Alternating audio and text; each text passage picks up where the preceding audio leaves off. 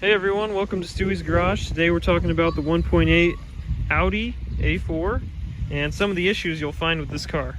It's a great car, but it's got some problems. So one of the main issues on this engine is that the timing belt will break, and then because it's an interference engine, the valves will collide with the pistons and you'll need a whole head rebuild, and you'll have to replace all the valves. So you've got to change your timing belt at the correct interval, which I believe is like every 40 or 60,000 miles. I really can't remember, but you just gotta watch out for that timing belt breaking. Another thing is these coils like to go bad. It's pretty frequent. Another issue with these engines is all these vacuum lines and the PCV valve and all these little valves, they get clogged up with gunk over time. If it's been a while, you know, this engine has a lot of mileage, then there's probably a good chance some of these have failed or they're clogged up, and so it's good to replace all those. It's going to make your engine idle rough if you have old parts on these vacuum lines. So yeah, watch out for that. Another issue with this engine is that the oil pan was silicone sealed for its gasket, and they put too much silicone on it out of the factory, and so that clogs up the oil pickup, and you will end up blowing your engine because there'll be plenty of oil in the engine. You know, you can check your dipstick and stuff, but then the oil pickup won't pick up any oil because it's clogged with the silicone fragments, and so I blew up my first engine because of that. Another issue on these engines is that the water pump behind this cover likes to leak, and when the water pump leaks, it soaks the timing belt and it shears off the teeth in the belt. So having that water pump leak onto that belt will weaken it, and it'll eventually break.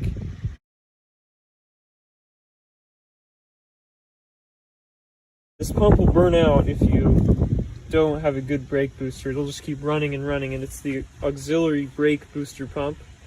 So it provides extra suction when there's not enough for stopping at high RPM. So yeah, that pump gets tired and burns out over time, and it's not cheap. That's an expensive part right there.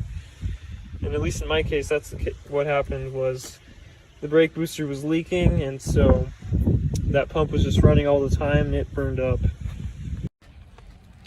One last thing I forgot to point out is that on the back of these engines there's a coolant flange, and it's just well known for leaking, and those often leak. So if you have a coolant leak, it's usually from that back flange, and it's just a plastic flange that mounts up with an O-ring, and yeah, those leak quite a bit on these engines. So another problem is on the trunk, the wires that go through here on this hinge, they get bent back and forth over and over again, and they break over time. This is pretty common for older cars, and you'll find it happening all the time, so watch out for that. If things on your trunk stop working, like your latch or your license plate lights, it's probably because you got broken wires right there. Same for the door jamb. For a while my window wouldn't roll up and down, and that was because the wires broke right in there in between the door jamb, and it's just because it was bent back and forth over and over again, gets worn out, and it snaps those wires. And it happens on the most common spots, so the driver failed, but none of the other doors have failed in their wiring. So it's not happening right now, but a lot of times your ABS light will be on in this car, especially on a high mileage Audi.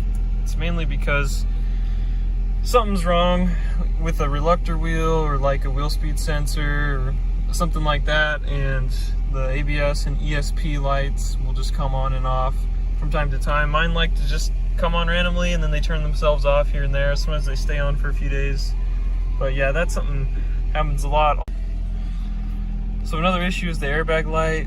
That turns on because there's bad wiring underneath the driver's seat. There's one connection in particular where I think it has high resistance, or it's just not a good connection, and it causes that light to come on. It's a super easy fix. You just have to clip out the connector and replace it with a wire, but you need to get the light cleared after you do that. But overall, this is a great little car. I love it. There is something wrong where the interior coating on all these buttons likes to wear off. So you'll see I've tried to like use a Sharpie and like patch it in, but that was a few years ago and it really wears off. But yeah, this coating just likes to wear off all these buttons. But everything still works in this car. The power windows, the heated seats, everything, all the gauges, and yeah, it's great.